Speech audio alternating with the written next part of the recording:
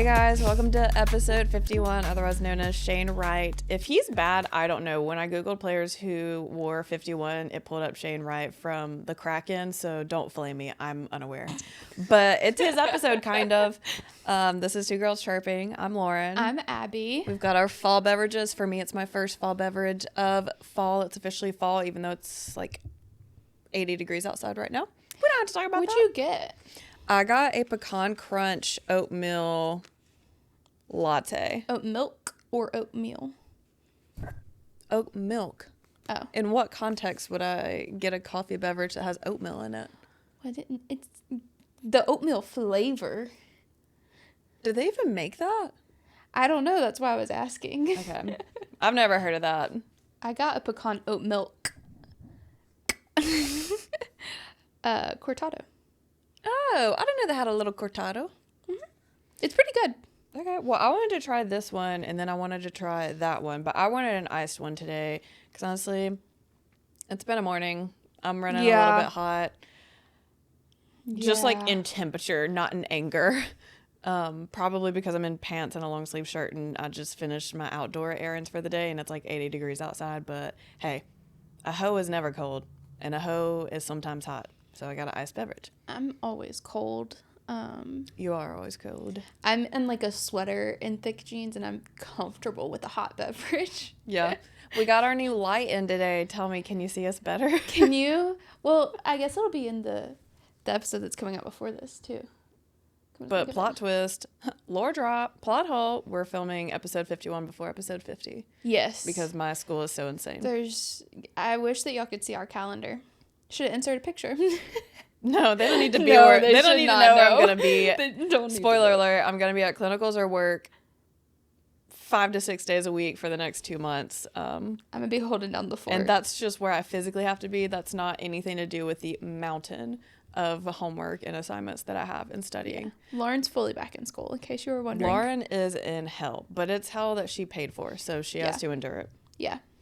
Just so I can be a nurse practitioner, hopefully.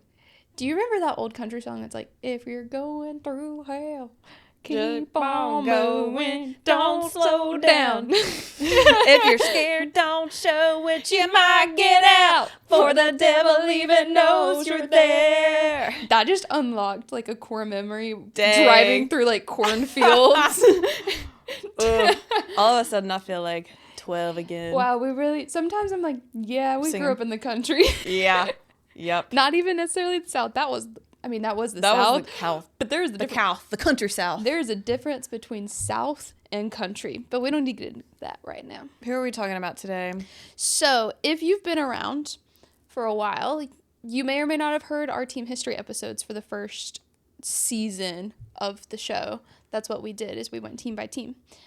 I've said it before, I'll say it again right now for you. That's a lot of information. I think there were 4 episodes per division that we did, and we covered a lot of the histories of all the teams previous seasons. Well, we started out trying to do 2 teams from one division, and that was just too much information for me. Yeah. So then we had to back down to 1. Well, we started with like 3 or 4, and we backed out to just the 2. But we basically wanted to do kind of a condensed version, and boy, this is going to be a lot more condensed. But to give you a bit of a picture of all the teams, there's not a ton of necessarily team history involved outside of like, you'll get the vibe, you'll get the gist. But if you're listening to this and you're like, wow, I want more information, previous episodes. Trust, we've got it. Trust. Do you all know that clip from Hamilton that's like, you really do write like you're running out of time? That was me reviewing the notes on these. Also, if you're going to go back and listen, the quality's going to be way worse, but we got better. The quality in my commentary is just significantly worse. Yeah, but we got better. We hopefully have gotten better. Yeah. And comment if you've been around since then. I only know of a couple people. I don't think anyone has. The crew.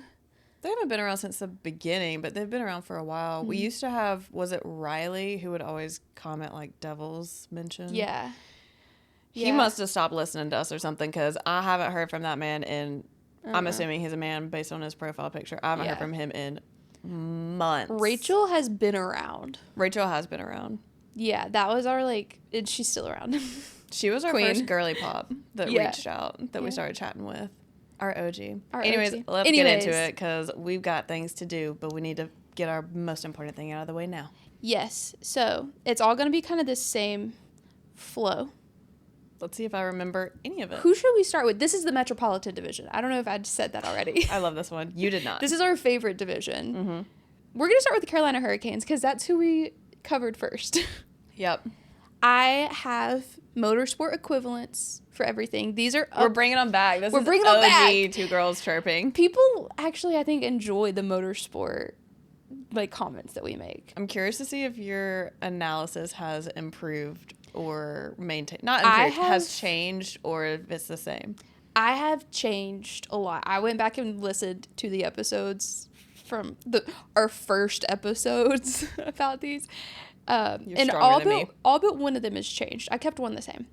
But this is the Carolina Hurricanes. They've changed. I said they're like waiting for a pit stop in hopes of a safety car, and it works out perfectly.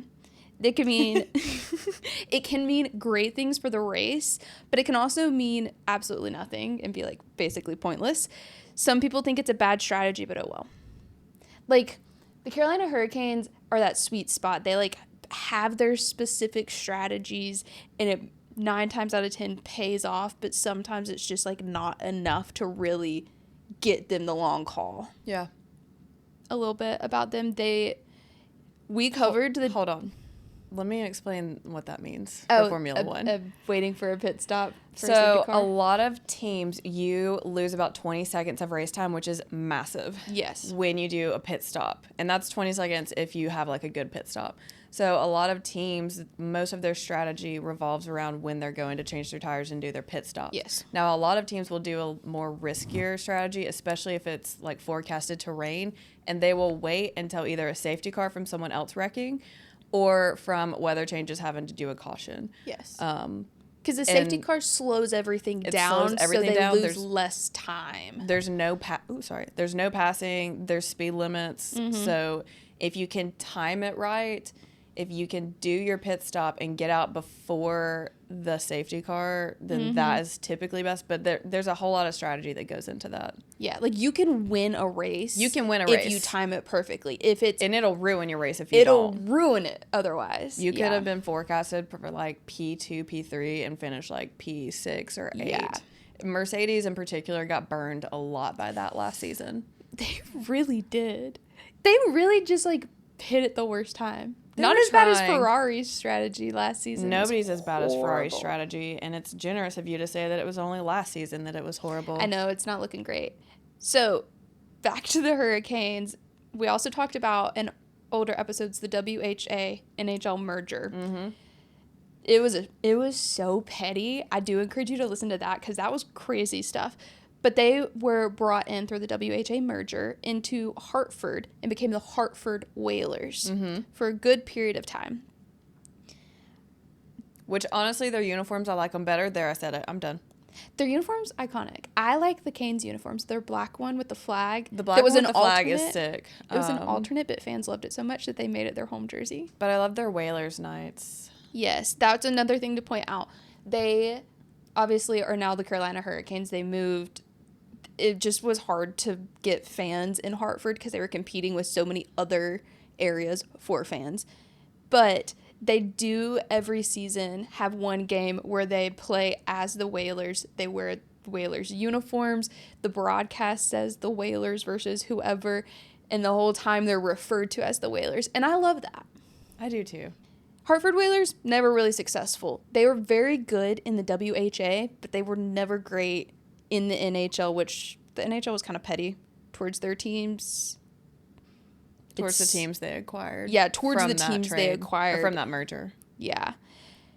They had 7 seasons as the Hartford Whalers. All 7 seasons, they went to the playoffs. Now, as the Hurricanes, obviously they've been around longer. That's not a maintainable thing. 27 seasons as the Hurricanes with 12 playoff appearances, which is a 44% rate of going to the playoffs. This has been my That's not bad, I feel like. It's not terrible. They've gone every year for the past 7 years. Yeah. That's been my favorite stat, though, to look at with these teams. It's a new way that I'm comparing how successful they are. because they pretty much, it's going to be the lower end of the majority of the teams we're talking about in this division, but that's still pretty good. And they typically go to the second round or the conference finals. Now, which are cursed. They are kind of cursed when it comes to the Eastern Conference Finals. Mm-hmm. They have broken the curse, kind of. They didn't win a game for like 13 seasons in the conference finals. Something like that. It was kind of crazy. It may have been more than that.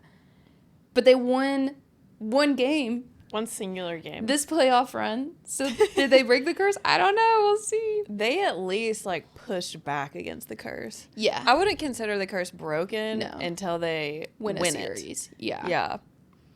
Maybe next year. We'll see if they deserve it. Maybe this is our season. I've also got their best and their worst seasons, just for comparison. Their worst season, 2002-2003 season. Now, they have won one Stanley Cup. I don't know if I mentioned that. You did not. Well, it's fine. I'll mention it in a second. They won only 22 games that 02-03 season. Out of how many? 82. They were ranked... That's not good. No, they were ranked 5th in the Southwest Divisions of Realignment, which there were only 5 teams. So they were dead last in their division. And they had 240 goals against. Oh, no. Yeah. No. That's bad. That's embarrassing. Yeah. Their best season was the 05-06 season, though. Just 3 years after their worst.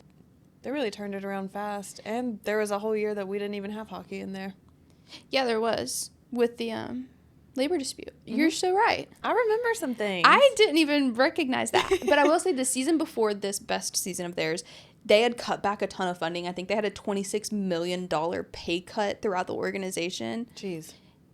Playing-wise, though, they had gotten better. They had acquired some great names that are still important in the franchise. Rod Brindamore, who is now the head coach. Eric Stahl, who has his jersey retired. His younger brother is now captain. They're an interesting group of people. They're good players. They seem like good men. Players. They have some religious views that we disagree with, and that's perfectly fine. Yes. But those two individuals led the team to the Stanley Cup Finals and won the first and only Carolina Hurricanes Cup. And that's why his jersey is retired. And that's why his jersey's retired. Rod's will be too. Oh, Rod's 100% will be. I think Jordan's would be as well. What has Jordan done? Being captain for like 4 seasons. And what have they done? Where's their Stanley Cup? Sorry. Okay, top player. Who do you think the top player is? I actually have 2. In the organization? Yeah, currently. Currently? Current players. Top current players. Sebastian Aho. I did list him as like an honorable mention. Seth Jarvis. Think defense. Come on. Stop. Let me think. Don't pressure me. Because I get a lot of them and the Devils confused because honestly, a couple of them look alike, specifically on the D. No, that's so true. It's not Martinook. It's one of the best. Is it Stahl? No. It's one of the best defensemen in the league right now. That helps me none. It's not a Hughes. It's not a McCarr. Got his flowers at 4 Nations. Oh my God, Jacob Slavin. Yes. I was trying so hard. I was like, you know this. I was trying so hard. I'm so sorry. Honestly, he's my top defenseman in the league. You asked me to think, and I immediately forgot any player that's ever played. All I could think is, Seth Jarvis? No.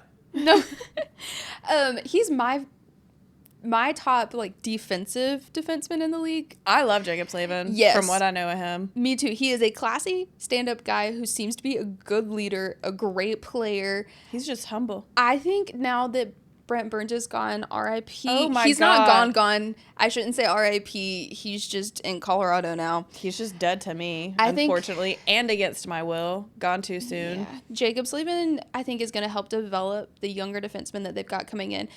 Just like a fun fact about Jacob Slavin, get to know him a bit. He and his wife have an adopted daughter, Emerson.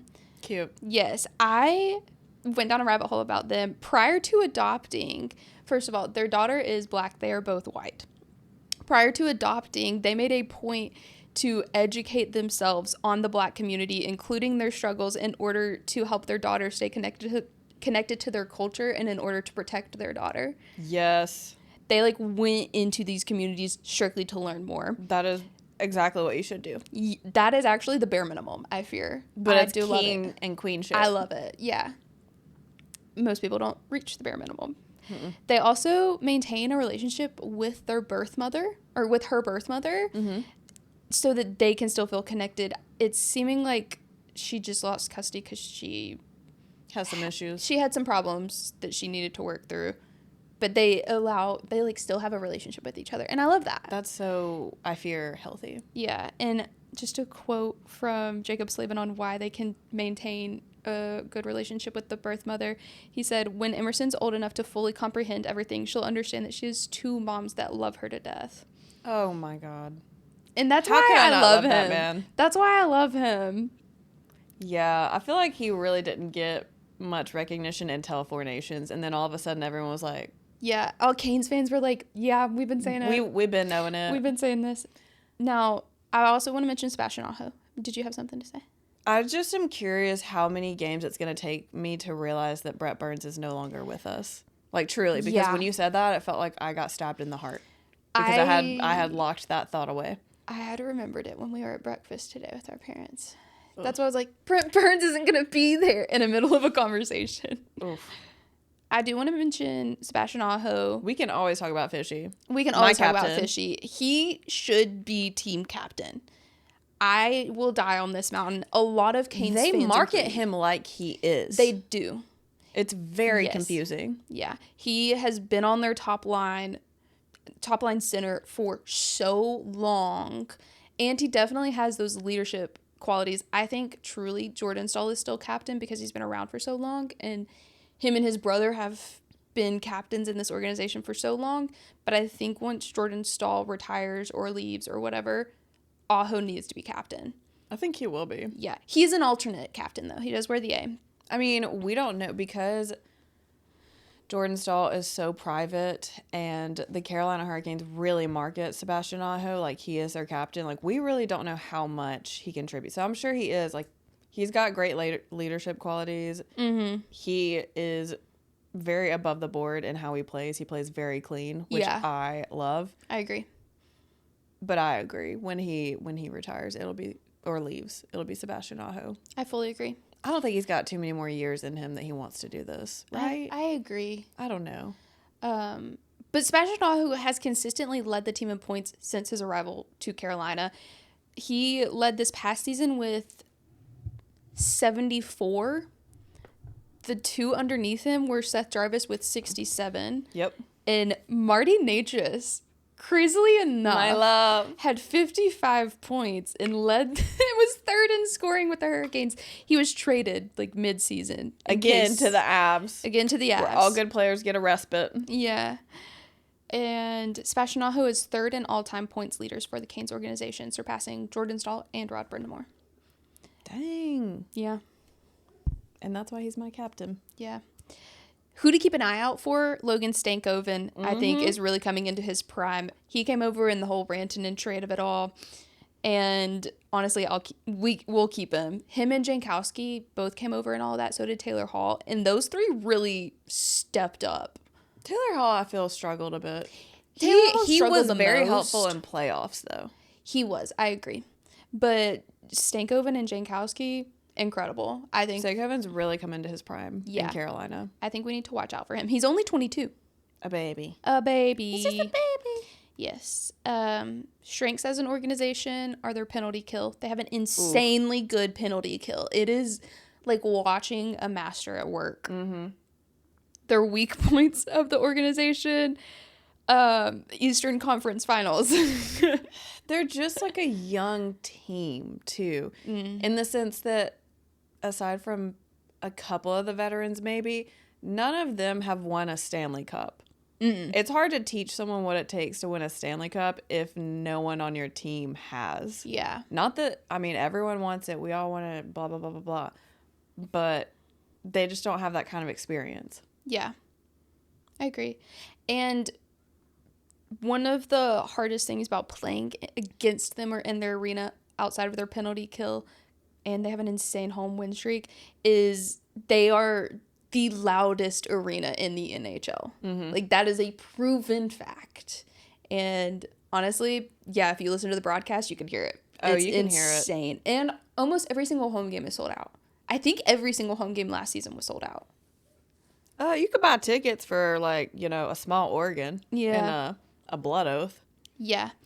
And then I just have some notable things. Are you going to talk about their storm surges? They do have storm surges. Well, they're not as good as they used to. So no. If they win a game at home, they all gather at center ice. And they used to do so many fun things. They would, like, pretend to be bowling with each other, play dodgeball, like, pretend to have a boxing match as a fun little celebration. They don't really do that anymore. My dog is about to burn this house super lame. down. At least it was last season. Yeah. I think the only interesting thing they did was literally trick or treat with the fans where they tossed them candy. Yeah.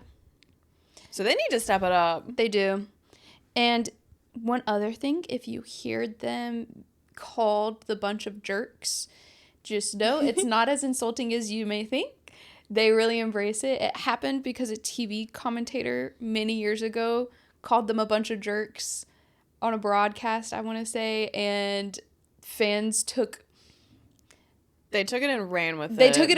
They did merch. And they renamed themselves to a bunch of jerks. It's been years, and they rep you'll still hear the bunch of jerks era. Mm-hmm.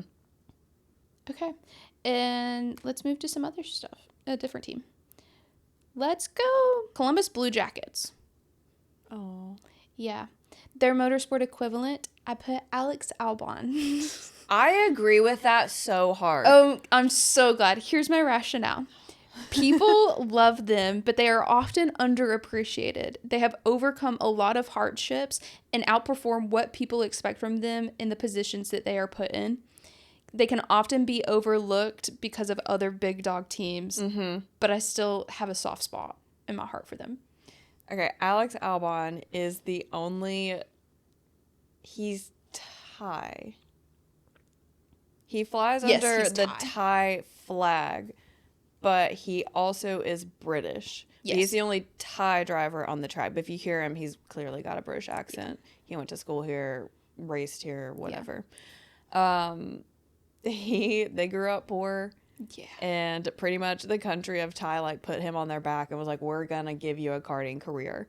And then, like, his mom went to jail for crimes that we don't need to mention necessarily when he was super young. And his dad is... His dad is quite wealthy in England, but he grew up with his mom. That's why he races under the Thai flag instead of the British flag. Yeah, but he's super lovable. He has got the sweetest little relationship. Oh my gosh. He's got all these pets. Like, he's just one of us. He's just a Gen Zer. You love can't him. dislike Alex Albon. And he got put into a really shitty team. Yeah. And he has stayed there. He has had opportunities to go to bigger teams, and he has been loyal to Williams. And now we are getting to see some of that payoff because he is able to drive a shit box of a car. Yeah. He was hitting, like, in the points. Like 5th. And then now this season they've kind of got their act together with their car just in time for the regulations to change. Yeah. And he's consistently outperforming and getting like P5. Mm-hmm. Yeah. It's just lovely to see. He's just, I really like him, and I really like to see him succeed. Yeah. Yes. So the Columbus Blue Jackets are one of the newer teams, kind of, but also not really. They were established in 2000. They are frequently the underdogs. Yeah. That is just where they lie. They've never gone to the Stanley Cup finals or even the conference finals. They have not made the playoffs since 2020, in which they were out in round 1. They only even have 2 playoff series wins. Both were considered massive upsets, but it never went past that round. And they are only one of 3 teams to have not made the conference finals yet. The other 2 are Utah Mammoths. This was their first season.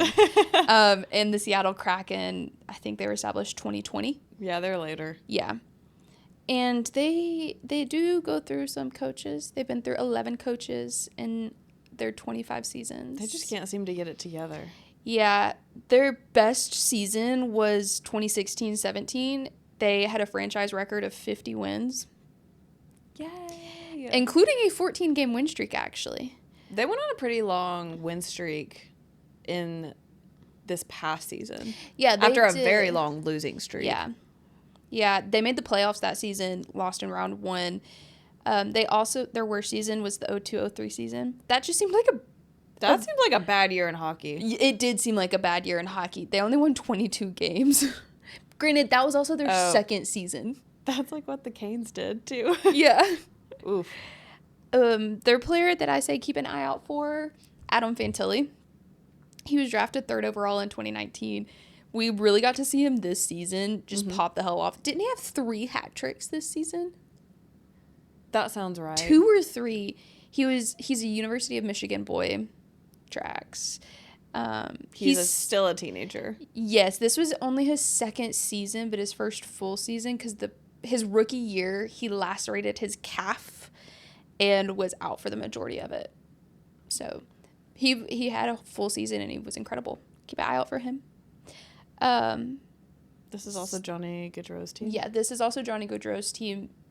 The episode where we covered them, there's this, okay, I even wrote it down. I think they are cursed, but at no fault of their own. I also think they're cursed, but it is not their fault. Yeah, they haven't really done anything wrong per se, but they just have so many hardships. It just doesn't click. Yeah. They just have bad luck. My advice for a better season, hire an Etsy witch. Also sign Luca Fantilli because everybody loves a brother duo. Everyone loves a brother duo. The people love it. Gets the people going. A notable thing, they have a cannon. It's... I hate their cannon. I love it. I think it's so funny. Poop my pants. They have a replica of the Napoleon cannon that they shoot off at the beginning of the game when they score and if they win a game. And that's I do enjoy watching videos of people like experiencing that for the first time and being like, bah! You didn't tell me there was a cannon. Yeah. Because that would be me. Yeah. I do consistently want better for them. Them and the Sabres. I have a soft spot for those two. I only have a soft spot for the Sabres because... Take Thompson. Jessica Pegula. Her dad owns the team. I love Take Thompson. I do like Take Thompson, yeah. Who else you love? The New Jersey Devils. They are my original love. Yeah. This is the only team thus far that I've stuck with my original motorsport equivalent. Okay. Which was Ferrari. They have a large fan base that absolutely loves them. Players that TikTok absolutely loves to make thirst traps of. Yeah. Plus a young guy that they put a lot of their hopes and dreams in way early on in his career. Are you referring to Jack Hughes? Yes, I am. Which I do feel like some of that has tapered off. Yeah, I feel like that's adjusted. Yeah, I agree. That's the only part of this I'll scratch. But they're good when they are good. Otherwise, they struggle. They are fragile little porcelain dolls. They are like the F1 podiums. They look beautiful. Everyone wants one. Mm-hmm. Great pictures. Very breakable. Okay. Sorry. Because when they start to get a crack, they just fall apart. Oh, the trophies? Yeah. You said the podiums. Fuck me. I meant the trophies. They had a period of dominance in previous years, and they've had multiple opportunities to, quote, seize it all in recent years, but couldn't put it all together and execute it. That's still our problem. Yeah. That being said, they've got 3 Stanley Cups. 95, 2000, and 2003. So they had a good season that year. They were the only one. They were actually the only one winning games. Yeah. And only counting years where they were the Devils, because they were also the Scouts previously. We don't have to get into all of that. They have had 41 seasons and 24 playoff appearances for a 58.5% postseason rate, if you will. Right. They've only been to the playoffs 3 times in the last 13 years, though. That's not good. Yeah, so that is pulling the percentage down, and they are typically out in round 1. Yeah. Yeah, they are. Yeah. They're just not built for the playoffs. Mm-mm. Like, they struggle with injuries. That's, I think, why they're not built They're for the they're playoffs. just not super durable. By the time the playoffs roll around, everybody's like half alive. Those freaking Hughes brothers get hurt so much. Oh my, they really do. They're small though. Like Jack has got to beef the fuck up. Same with Luke. Yeah. Yeah, or they need to be able to skate faster because y'all know your targets. The thing is, they both can skate so fast. They just need I don't know what they need to do. They need to be more durable. They Get some need Flex Seal. They need, what is Sebastian Stan's Marvel character? Because Bucky? they need his shoulder, his arm and his shoulder. They really do. How can we order one, please? I know that we're gonna have to amputate your arm, but it's gonna be worth it because Jack's already had 2 surgeries on it. Luke's had 2 surgeries on it. Wait, Jack's only had 1. Luke's had 2. Jack has injured his shoulder at least twice. Oh yeah, I think because 3 times. his last shoulder injury video looked identical to the one before. Oh, and then Luke hurt his shoulder in preseason and then in playoffs. Like, yeah. Meanwhile, Quinn over there, he just like hurts his hand. You know, that's all we know that he hurts. No physical He's injury. hurting up here. He is hurting in his head. That is true. Okay, their best season. Not any of the seasons. 2023? Nope. That's no. I meant 2003. No, actually. Was it when they won a Stanley? I mean, I'm going off a season record. Okay. You can go off of whatever. This is what I'm going off of, though. 2008 and 09 season, they had 51 wins. Their record was 51-27-4, which isn't too bad at all. Their worst season, though, 2013-14, they lost a lot of big players, either to retirement or they just left. They fired their head coach. They only had 1 win in the last 11 games of the season, with a total record of 35-19-18. Oh, finishing 6th in the NHL, 6th last in the NHL, and last in the conference for the first time since 1985. So, like, jeez. 30 years. It's a friggin' rough year. Yeah. Their top player... Is this the part where I guess? Yeah, I don't know why I just looked at you and didn't communicate. Who? Is it Nico Hischier? Yeah, I said Nico Hischier. I think I'll probably get some backlash for not saying Jack, but honestly, Nico's more consistent. Consistency-wise? Nico is way more consistent. He's their captain. He plays clean for the most part. And if he's not playing clean, it's by accident. He leads by example, and he is definitely their number 1 center and leads their number 1 line. Anytime I see anyone other than him out to do, oh my God, I'm blanking on hockey. Face-off. The face-off? Jeez. I'm like, we're losing. Yeah, which, like, it got especially to a point. if it's Jack. I'm like, yeah. I know we're trying to teach him, but can we have an off-ice teaching moment? It got to a point in the season this past year where he would just go out and take face-offs and then skate to the bench. Literally. So, period. Who to keep an eye out for? Jesper Bratt.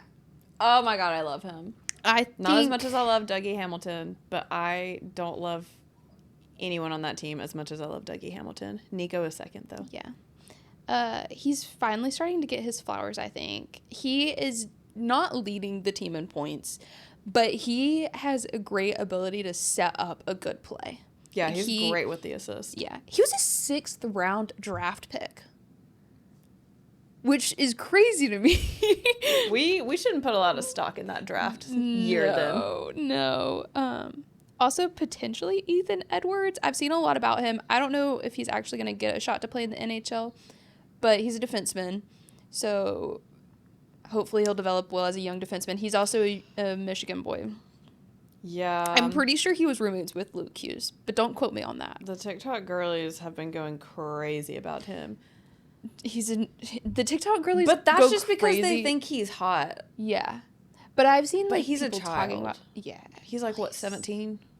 No, he's 18? like 22. Oh my God, he's in college, my bad. He's still a child. Was he like 21? I just said he's 22. Can he even like legally drink in this country? Girl, I don't know. But I think he's a senior at Michigan. The only thing I've seen about Don't quote him me is on that like edit you've sent me, and then Of him like bodying that Boston player. that, and then the one that anytime I see anything about him, it's like the one of him being like yes. yeah. I'm like, y'all use the same clip. I don't know. I'll be curious to see how he performs at the NHL level. I mean, if he gets a shot, we'll see. The Michigan boys don't normally let us down. And honestly, the only reason I think that they might bring him up is because he played defense. We need some help. We need defensive help, but also he played defense with Luke Hughes. So they've already got that chemistry. And if they're trying to continue to build young players, I could see. I don't know, though. We'll see. I don't really know anything about his college career other than that, like, one video of him, like, absolutely destroying a player. But everybody can do that once. Strengths as an organization, they have two really... first of all, I think they're good at developing young players. I would agree. I think they're building their team around their younger players and helping give them the veterans to teach them what they need to know. I think that they do a good job with that. Yeah. Weak points. Injuries. This is a quote of myself. They are fragile porcelain dolls. Also, shootouts. Oh my God. They're so bad at shootouts. I hate to see a shootout. We just shouldn't even bother. Just let me go shoot the puck. We're going to have the same amount of accuracy. They're terrible. They always send a Hughes brother out there. And they're shit at it. They are not good at shootouts, guys. Oh my God. Anyways. Which, as skills players, they should be better at that. Yeah. I hope in the Hughes camp of summer, they worked on that because they're god-awful at it. Yeah. And honestly, Quinn, he's better, but, like, Connor Garland was more consistent. Yeah. And Kiefer Sherwood, I think. I forget about Which I'm also like, if you're having to send your D out there in your shoot-off, we got a bigger problem. But anyways. Anywho, they do have a lot of speed as a team that they just, like, tap into at the most random moment. So they could just shoot out of a cannon. Holy Spirit, activate. Holy Spirit, activate. Some notable things. After winning the 1995 Stanley Cup, they were the first team to give each of their players a day with the cup, a tradition that we now still see. And I love that they started that trend. Yeah, I do. They're love like, that. You've earned it. You get a day. I also will never get over the reason that they're named the New Jersey Devils, like where that comes from in folklore with the Jersey Devil. That's just something I think listen to that on our original history video about the team. Benjamin Franklin getting involved in drama in Jersey. Benjamin Franklin was a diva. Yeah, I learned that. We learned like one thing about him in history class. If you look into him, man was a menace. I believe it after that. Do you remember that one girl whose ancestor was like a sworn enemy of Benjamin Franklin who like commented on our video about that? Yeah, like one of her ancestors was the people that he went back and forth with so much. Yeah. I do remember that girl be like, oh. I was like, dang. Like, how do you find that out? I don't know. That's I was crazy. Gagged. Yeah. After they lost to the Kings in the 2012 Stanley Cup final, they have only made the playoffs 3 times since, and they've gotten out every single time in round 1 and have only won a total of 3 games in those 3 playoff appearances. It's because they're so fragile. So just, if you do want to become a Devils fan, go for it. Just know that you are in for pain. They normally are very inclusive. They've got good PR. Yeah. You can stand. I mean, they normally make me proud. Granted, I need to see what the current situation is going to be because from what I saw, they're working on when they're going to do their Pride Night because I did research it. Okay. Because I was like, there's no fucking way that the Devils cut it because I'll square up with them. And my shoulders are good. I'll rock your shit. Okay, well maybe all of these teams are just workshopping when they're going to do it. Yeah. And then the San Jose Sharks I saw before we recorded were celebrating Pride Week with somewhere. They posted it today. Like, oh, okay. I'm like, maybe they're just working on it. Do better though. Yeah. So the last team we're going to talk about in this episode, the New York Islanders. Oh, Matt Barzal. When we first started recording and I first started telling you about these teams, this was like your number 1 team for like half of half of those episodes. Yeah, I did really like them. Their motorsport equivalent, a drive-through penalty. Ooh. It feels like they're being punished, but in such a subtle way that you sometimes forget about it. They aren't really performing well. It's not great, and sometimes I forget that they're even there at all. Every once in a while, I'm watching an IndyCar race, someone gets a drive-through penalty, and I'm like, oh yeah, those do exist, huh? Yeah, that's not a Formula One thing. That's an IndyCar thing. Yeah. The easiest way I can explain it, and correct me if I'm wrong, is when you go to the pit lane, you know, you like do your pit stop, but you can also, if you have a drive-through penalty, you can just go. You just drive through the pit lane. It just basically, yeah. It's like a caution because you can only, they've got the same like speed limits. Yeah. Because you have to drive slower in the pit lane than you do on the track, just for safety purposes. There's people down there. So, like, instead of in Formula One, you'll have a stop and go penalty. So you'll go to the pit and you cannot touch the car for 5, 10, 15 seconds, which feels like an eternity. And if you do it wrong, you got to do it again. With an addition. But IndyCar instead is like, okay, you don't have to do that. Just drive through. And it automatically slows you down. And the pack is so tight in IndyCar anyways that it has the same effect. So the Islanders have actually won 4 Stanley Cups. They've won 4 Stanley Cups.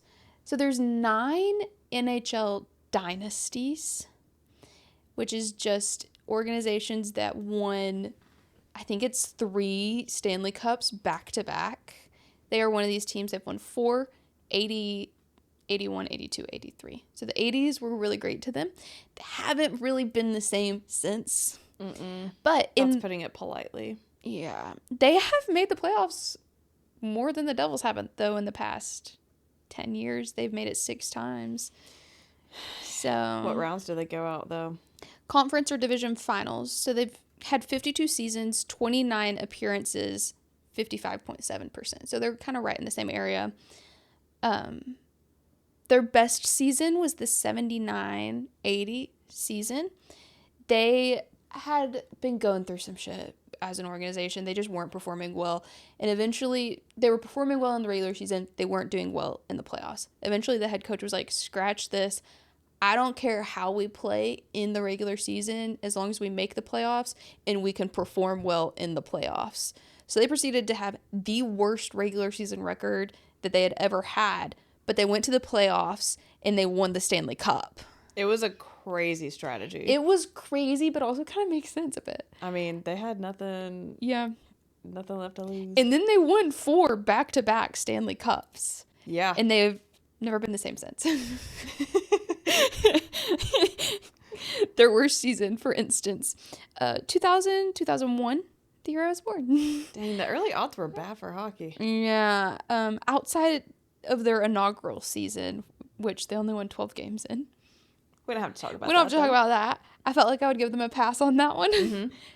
The 2001 season, they had a record of 21, 51, 7-3 because they did ties. Oh, yeah. That's a blast from the past. Yeah. I hate a tie. Ties, schmize. That pisses me. I'm glad they don't do ties anymore. I'll watch all the shootouts in the world. Yeah. In between 1995 and 2016, they did not win a single playoff series. It'd be like that, you know? It do be like that. Now, keep in mind, I don't follow the Islanders, so I'm going purely based off of the media for this. Their top player, I put most known player, Matt Barzal. For sure. He what could have been. If you look at him, you can see where Connor Bedard will be in a few years if he doesn't leave Chicago. That is so rude, but true. I was about to say, but is it wrong? He was drafted in 2015, went to college. His rookie season was 2018, and he led the team in all NHL rookies in points, 13th overall in scoring. He was the first rookie since Sidney Crosby to score at least 20 goals and 60 assists in a single season. He is okay. Like, he's good. I'm waiting on him to be great. But I don't think he has the it's tools him. to do so. I think it's a Chicago Connor Bedard situation. I think you can have a good player, but if they don't have the support, it doesn't matter. If you are not capable of developing them, it doesn't matter. But who to keep an eye out for? Matthew Schaefer. Do you think he's ever going to leave the Islanders? Yeah. I think he's got to at some point. I think if he cares about winning. He's been there so much longer than I thought he was going to. I wonder when his contract's up. I don't know. He's got to leave at some point. Not to quote. We're just stagnating there. Not to quote Shorzy again, but like, does he just not hate to lose or something? Yeah. I don't know. Let me look. Hold on. Let me look and see when his contract's up because I have to know this. Oh my God. He signed an 8-year extension in 2022. So he's there until 2030. Does he have a no trade clause? Is he a free agent? Will you let me Google one thing at a time? He's got a modified no trade clause, but the 22 no trade list. And that doesn't start until, well, I guess that started last year. Oh. Brother, you know what? Is it you can cry into your millions that you're making. I don't feel that bad for you because you're loaded. And that's your right. If you're happy to stay there and lose and get paid a bunch of money and be one of their best players on the team, but not really have to do much, achieve or not really go to the next step, that's fine. Not everyone can be great. Some people just have to be good. Yeah. And he's been there so long, maybe he can't be great anymore. Also, I've heard that Long Island is a good place for the player. Like, they enjoy being in Long Island. Like, the community is good to them. Yeah, I mean, so there's a lot that factors in other than wins. Yeah, I guess so. A player to keep an eye out for, Matthew Schaefer. First overall pick in this year's draft. You love him. You love this I do like him. We talked about him more in depth on our rookie recap episode. And on our draft episode. Yeah, You may recall a certain voice message about me crying. Yeah, I meant to say our draft episode, not our rookie recap. That's my bad. Yeah. I knew what you meant. It seems like the team and myself are kind of hoping that he's going to be like the saving grace, if you will, of the Islanders in the next few years, is what I'm saying. He's a defenseman, but he seems to be a solid defenseman. He's not afraid to shoot the puck. We'll see. Yeah, we certainly will. I'm afeared in my heart that it's going to be a Matt Barzal 2.0. But, I mean, if we get a good defenseman in there and he does okay, and then we get a good goalie in there, I mean, that's a good place to start. Yeah. Also, clearly, they're in a rebuild. The rebuild started in 2017 with Lou Lamoriello, who rebuilt the Devils into a successful organization and rebuilt the Rangers into a successful organization. He came in, he overhauled a ton of management and operations staff, but it just like never stuck with the Islanders. He was general manager. He has now left. And in April of this year, they hired Matthew Darche to replace him. So I put in the offseason, which, yeah, their offseason did start in April. Because they didn't make the playoffs. So we'll see how that goes. Notable things, their head coach is Patrick Waugh. We love him. We do love him. Also, they took place in the Easter Epic, which was a game played in 1987. It wasn't like intended to be an epic game or anything, but it became known as the longest deciding game in Stanley Cup history. It had 4 overtimes, and it's called Easter Epic because they played from April 18th to 2 a.m. on April 19th, which happened to be Easter. They played for 6 hours and 18 minutes. Absolutely not. Insane behavior. Mm-hmm. Who won that? I do not recall. It obviously wasn't the Islanders because they haven't won anything. I think it was the Penguins. That's fine. I'll lose to them. I don't know if it was the Penguins that they played against or if I'm just remembering something else. But they did have another game against the Penguins that's kind of iconic. I'll let you look up. It was the okay, let me try words again. It was the Islanders and the Capitals. The Capitals. Okay. Well, they did have an iconic game against the Penguins, the Islanders-Penguins brawl, a game that had 64 penalties, 346 penalty minutes, and a $100,000 fine. Those are rookie numbers. You got to get those up. Yeah. That was a crazy one to read about as well. We talked more about that in our original episode. Do I want to talk about John Spano? I'll talk about John Spano, just to prove some bad luck for the Islanders.